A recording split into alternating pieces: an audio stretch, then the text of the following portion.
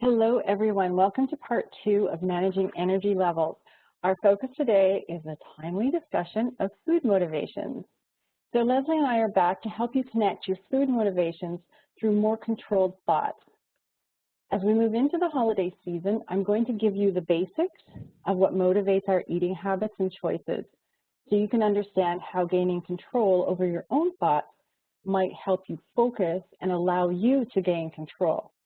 Then I'll hand over to Lesley, who will guide you through some helpful meditation to either start or assist you in your own meditation. So why do we eat? Obvious answer, we're hungry. We need to eat to survive, but the reality is a bit different. Most of our motivation to eat is no longer survival. We do eat for energy and nutrition, but honestly, there are many other factors that influence our food choices. This is just a short list, but behind each of these, there's a cascade of other topics and mechanisms that control it. So it's too much to cover here, but I'll hit on some hidden highlights on what your motivators are. So first, notice all the topics that are in red. Those can be directly influenced by you through meditation and education. Topics in purple can be influenced at least partially in the same manner, but the topics in green, we have little influence over: the budget and the allergy, disease, medical conditions. However, accepting and coping with them can be directly influenced by meditation and education. So what do you think if I say food can affect our mind only after we eat it? Is that true or false? Well, it's false. Food and eating can influence our mind in a multiple of ways, and some of them start well before we even take the first bite of food, like planning a night out to your favorite restaurant, which someday we'll do again, or smelling coffee brewing. Vision and smell, taste signals can override our logic and encourage us to eat more. Scientists have gathered a lot of data regarding these behaviors, and most recently, eye tracking is providing more answers to your preferences. The area in the brain where appetite physiology revolves is in the hypothalamus, in this tiny little area of the brain about the size of a pea that links the nervous system to the endocrine system, and therefore it has enormous importance in regulating a lot of body functions. On its own, it's not as effective, but it works on numerous networks and connections. It has two sets of neurons that are important for the control of appetite. One set produces the feeling of hunger by making and releasing certain proteins and hormones, and the other set inhibits hunger through its own set of compounds. There are two main hormones that influence our eating behavior: leptin and ghrelin. Leptin helps to inhibit hunger and regulate energy balance, so the body does not trigger hunger responses when it doesn't need the energy. When the body's functioning properly, excess fat cells will produce leptin, which will trigger the hypothalamus to lower the appetite, allowing the body to dip into the fat sources to feed itself. Ghrelin is a hormone that is produced and released mainly by the stomach, with small amounts also released in the small intestine, pancreas, and the brain. But ghrelin acts on the hypothalamus to stimulate food intake, but it also acts on regions of the brain involved in reward processing, such as the amygdala, and it promotes fat storage and the release of the growth hormone from the pituitary gland that causes the buildup of muscle. Leptin helps insulin, so when you eat, your blood sugar rises. Insulin is secreted into the blood, and it promotes your muscle and fat cells to let in the glucose, where it's then converted to energy. So insulin in turn stimulates the body's fat cells to make the leptin. So leptin helps to regulate and alter long-term food intake and energy expenditure, not just from one meal to the next, but it does this in order to help the body maintain its weight. Ghrelin plays a big role in determining how quickly hunger comes back after we eat. So it's more of a meal-to-meal hormone. We know it affects insulin metabolism both positively and negatively, More often, it opposes insulin and encourages hunger. Normally, ghrelin levels go up dramatically before you eat. That's your hunger pains that you get. You eat, then the hunger signals go down for about 3 hours after a meal. Studies show that when you're exposed to pictures or the smell of tasty food, the level of ghrelin increases. So it also causes brain activations linked to the expected energy content of that food and its palatability. A reward is something that is thought and consumed by an individual. And that has the potential to have that person come back for more. The core concept of a reward is therefore not based on what something is, but what something does. So it attracts an individual, causing him or her to reach and consume it. This includes all the activities that we perceive as pleasurable, such as listening to beautiful songs or walking in a park at sunset. Regardless, all rewarding stimuli are processed in the same systems in the brain. So food, as a primary reward, is no different than social interaction or even drugs.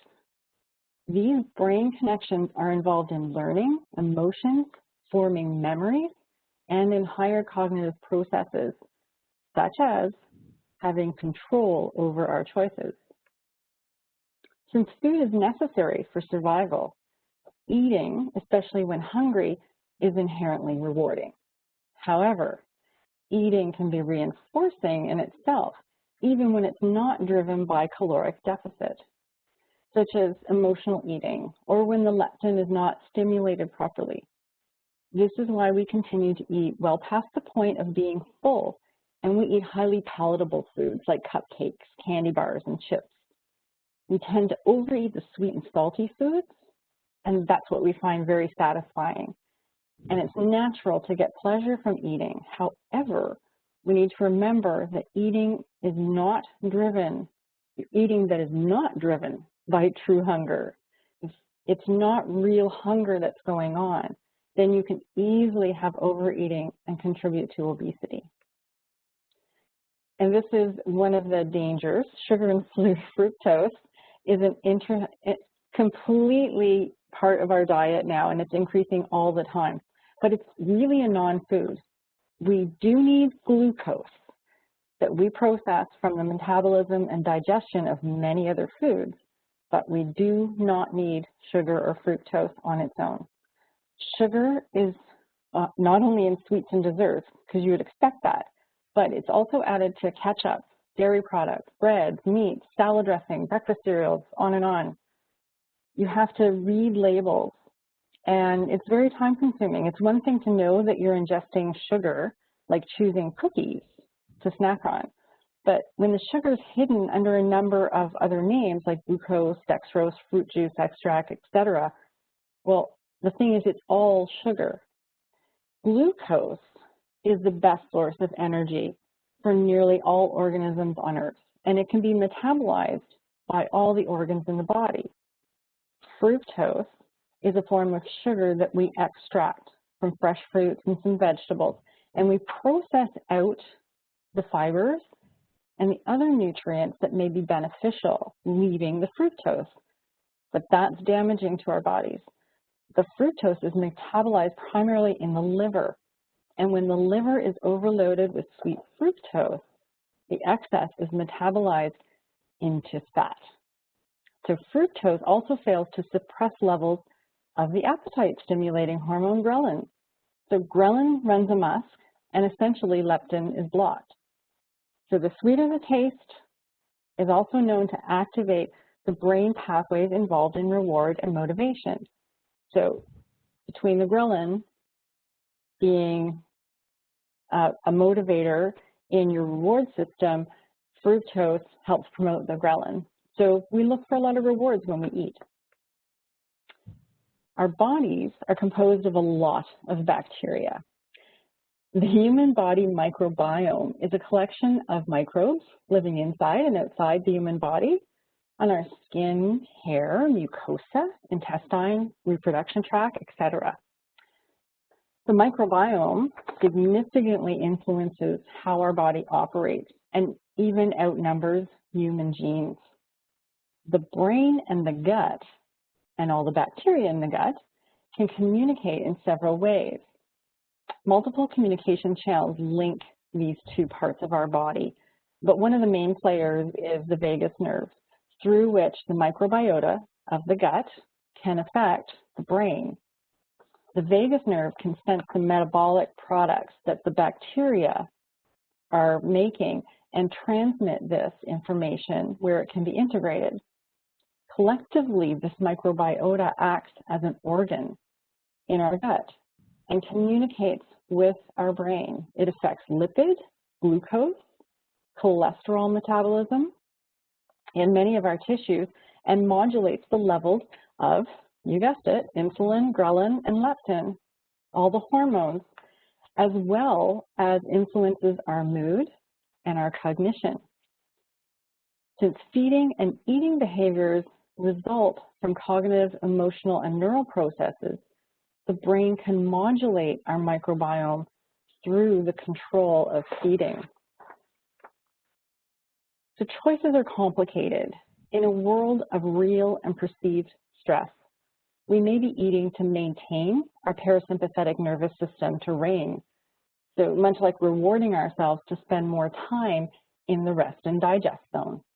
Or perhaps other rewards are promoting our eating, desires for comfort measures, socialization, acceptance.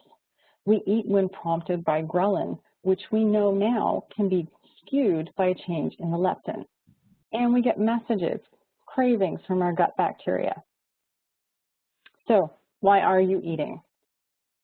Figuring out your why is personal, and coming to terms with what you want versus what you need can be just a matter of quieting the many influencers and focusing on your true issues.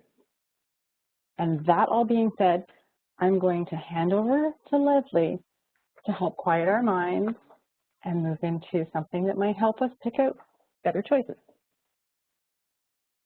Okay, thanks, Sue.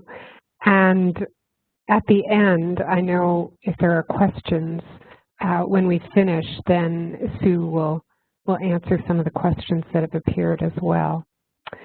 So the last time we gathered, we looked at some of the personal benefits of meditation and some types of meditative breathing before we got into a few practices. So last time we talked about the regular style of meditative breathing. We did some diaphragmatic and then some nostril breathing. So I want to teach you just a few more types of breathing that we can use in different types of meditation and the things that they signify as well. So let's start with the breathing that I want you to do in the body scan. And that is, again, breathing in through your nostrils and then out through your mouth. So let's try this type of breathing to begin with tonight. So if you can breathe in with your nostrils for 2 seconds and then exhale through your mouth for 5 seconds. Try that. In 2 and out 5.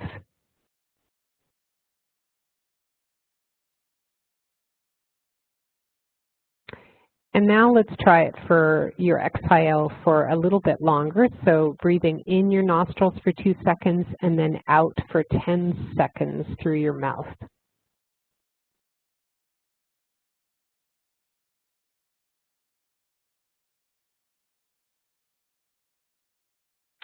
And then one more with this. That'll get us ready for our body scan. I'm going to get you to breathe in for 2 seconds and then a good breath in through your nostrils for 2 seconds and then out for 15.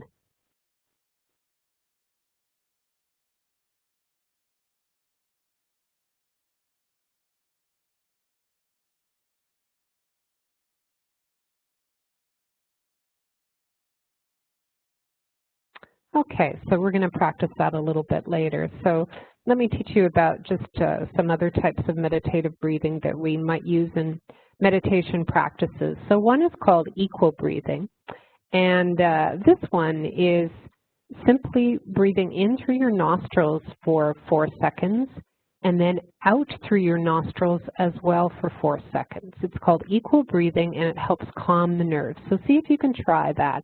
It's just using your nose. So in through the nose for 5 seconds and then out through the nose for 4 seconds. Sorry, 4 and 4.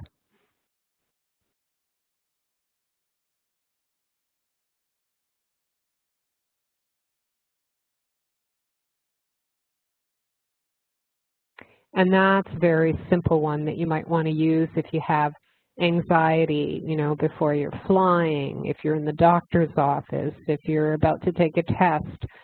Equal breathing is a nice way really to calm our nerves.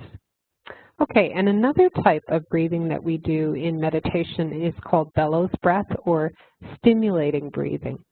So this one I must say I find it pretty tricky. It takes a lot of practice, but you can try practicing on your own as well. And it's to help you with your energy. So if you're wanting to be in a state of alertness, this type of breathing can help you create that state of alertness in your whole body. And basically what you do is you inhale and exhale through your nose, simply through your nose, but very quickly. So the aim is that you'll take 3 breaths in and out through your nose within 1 second. So see if you can do that very quickly. In and out, in and out, in and out.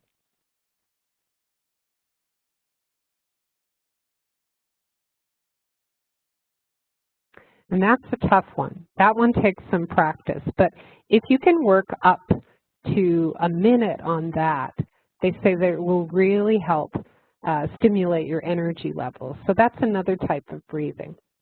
And then the last one that I'll teach you about tonight is one that's very helpful in terms of relaxation as well.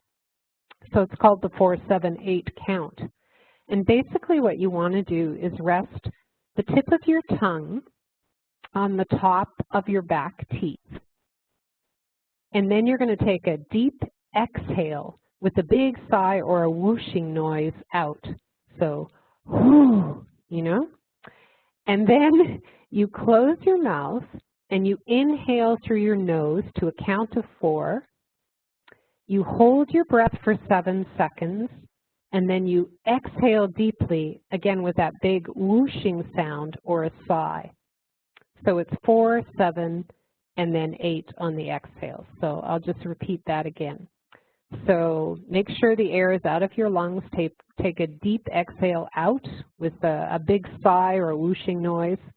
Close your mouth. Inhale through your nose to a count of 4.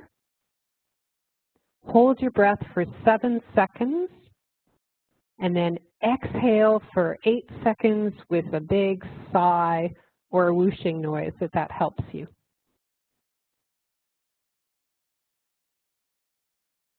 So that one's called the 4-7-8 count. And you can practice that one too. And if you do it for a considerable amount of time, again, it will help lead you into a state of deep relaxation. So you can see that breathing has different functions, and the ways in which we use it can either make us feel very alert and energetic, or put us into a place of relaxation, or really help calm our nerves if that's what we need in our day. So what I'll do tonight is I'll go through a similar body scan to last week, and then I'll lead you through a guided meditation, and then we'll close with another mantra for stress and anxiety tonight. So we'll start with the body scan, and I'll get you to just settle into a comfortable position if you're sitting on a chair here tonight, or if you're on the floor, on the sofa. And close your eyes and allow your spine to lift and your shoulders just to soften. And I want you to take a full breath in for 2 seconds through your nostrils and a long breath out for 10 seconds through your mouth. In for 2, out for 10.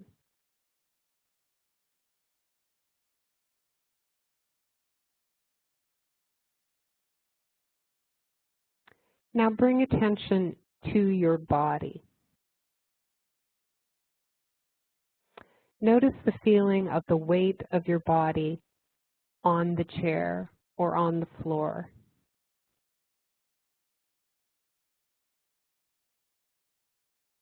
As you're breathing, notice how your chest and your abdomen are expanding to allow air into your lungs.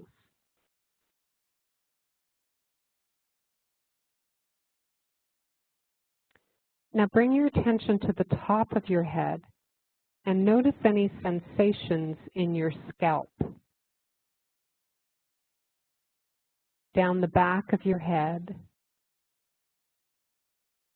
to the sides, and to your face. Notice your jaw, if you're holding any tension in your jaw, and let your face be soft.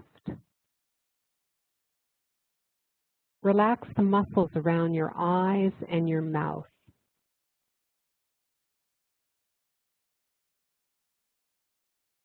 Now I want you to take a really big breath in through your nostrils for 2 seconds and a big breath out through your mouth for 20 seconds. In for 2 and out for 20.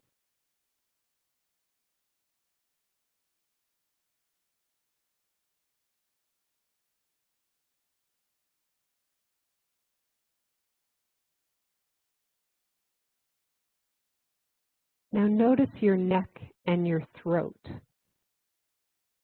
and let them be soft.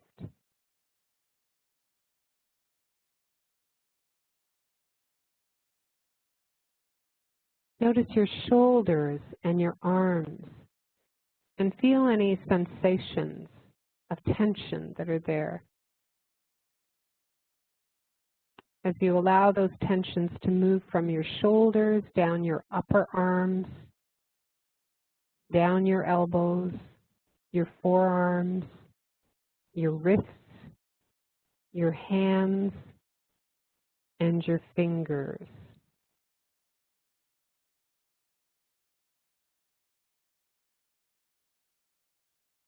Notice any tightness and any temperature sensations.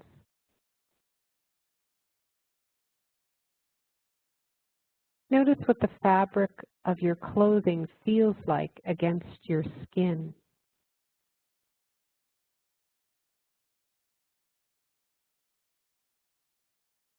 I want you to breathe in for 2 seconds through your nose, big breaths in and out through your mouth for 15 seconds.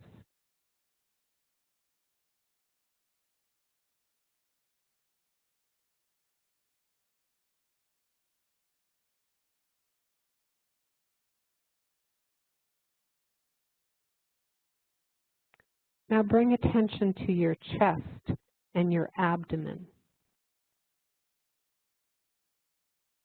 Feel the movement of your chest as you breathe.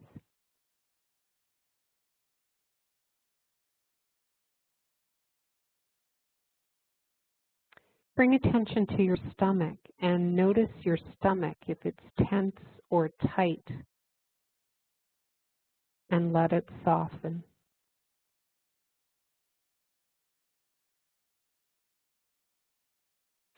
Notice your upper back and your lower back.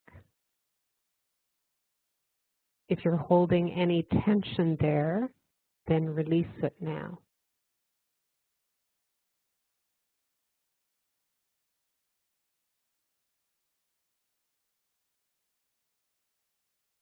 Now continue traveling to your legs, your thighs, your knees, your calves and your shins, your ankles, and your feet.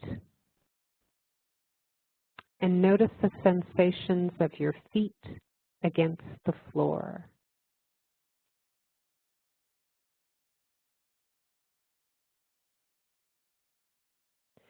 Notice any weight, sense of temperature, or feeling of energy that is present in your feet.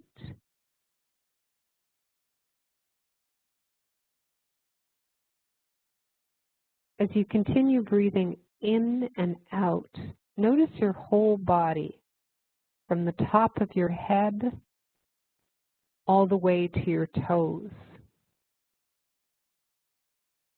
And stay with the sense of your whole body for a few more breaths.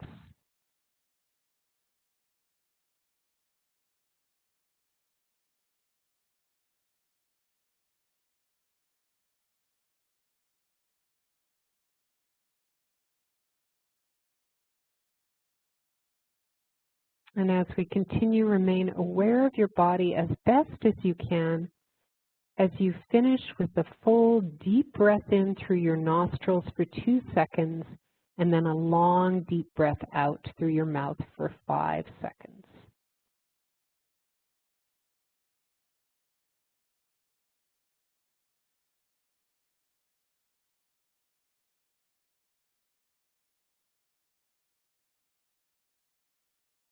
Okay.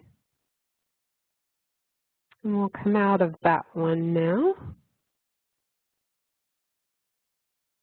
I'm going to lead you in a guided meditation now.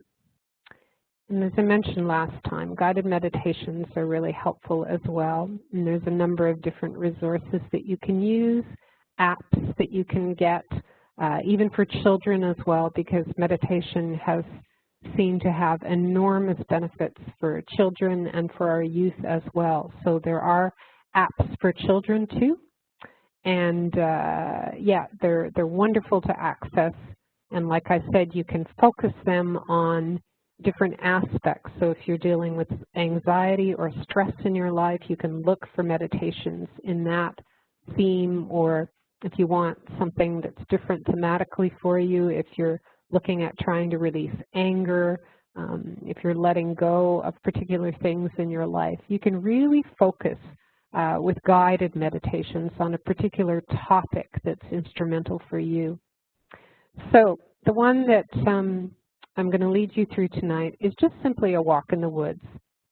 And I was thinking about this because some of probably the best moments I've had in, I don't know, lockdown 2, if you would call it that, have been in the fall, in walking in the woods and really breathing in all of God's creation and nature. And England is such a beautiful place in the fall and in the springtime. So we are blessed with that. So that's been really helpful for me, those times in the woods. So I'm going to take you through a walk in the woods. So allow your body to settle comfortably wherever you are right now. And just take 3 deep breaths in and out. And allow each breath to refresh you.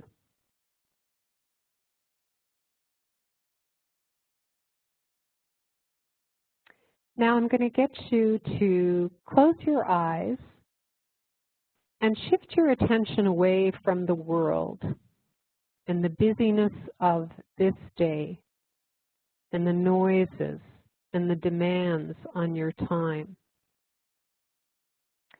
And I want you to take a deep breath in through your nostrils and let it out through your mouth with a nice big whoosh.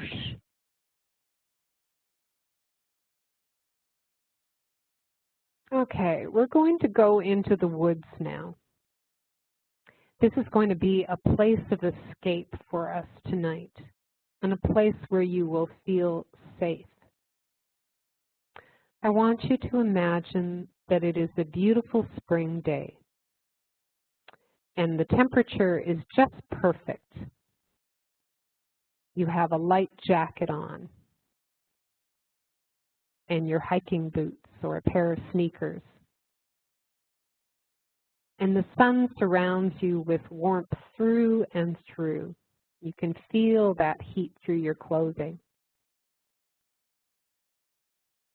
Now, look up at the sky and look at the cloud shapes. What do you see?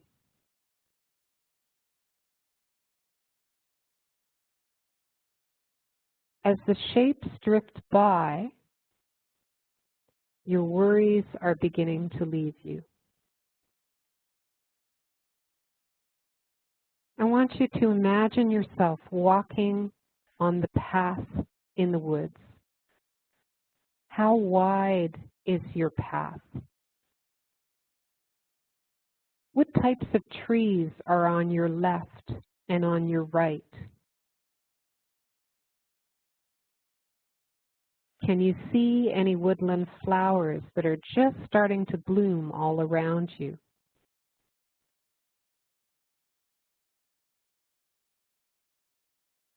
With each step you take, notice how you feel more alive.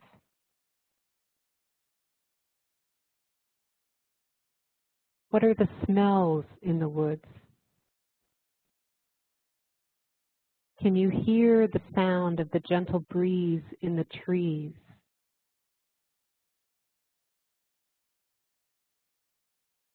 Can you hear the sound of the birds in the distance? Now take a few moments to continue down your path and look at the dappled sunlight coming through the branches of the trees.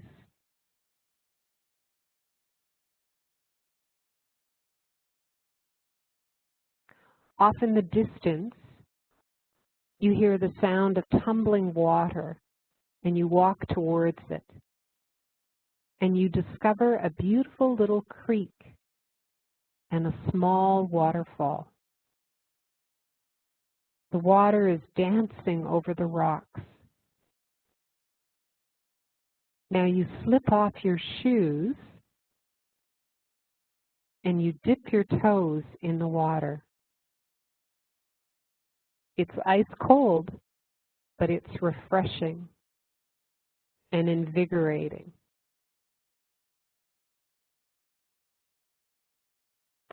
Now slip your shoes back on and keep walking on your path. You notice two squirrels running across the path and into the trees. Off in the distance, you see a park bench. You move towards it, and you sit down, and you listen to all the sounds of the forest. The birds chattering, the leaves rustling.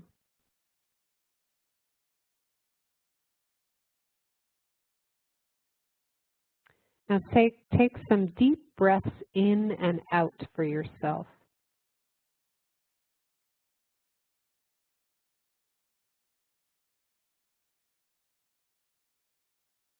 You feel restored from the inside out.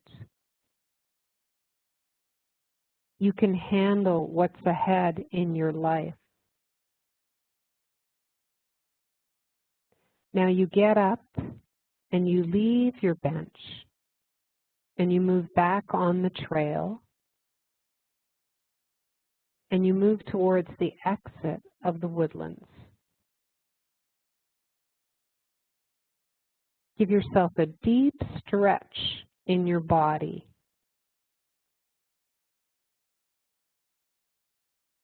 And open your eyes and know that you're ready for what comes next in life.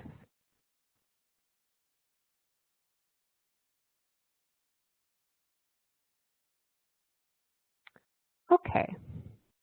And just the last one tonight that I'll go through with you again is a guided mantra for stress and anxiety, which I think is an important and helpful thing, a reminder for us of who we are, what we're capable of, and how we can get through circumstances. So much of what we need to do and need to remind ourselves of in these times is who we are and really what is within us in terms of our internal strength.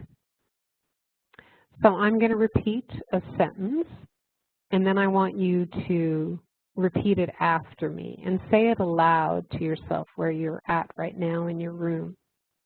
So the first mantra is, I am strong. And then just say that aloud. I am worthy.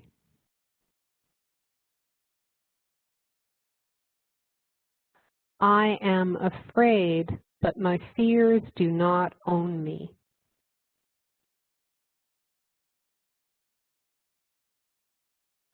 I am stressed, but my worries do not define me.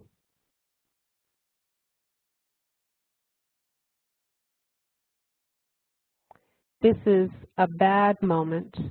Bad moments pass, just like good ones.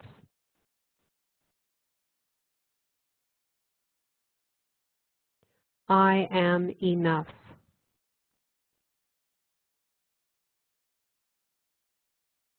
And I will get through this.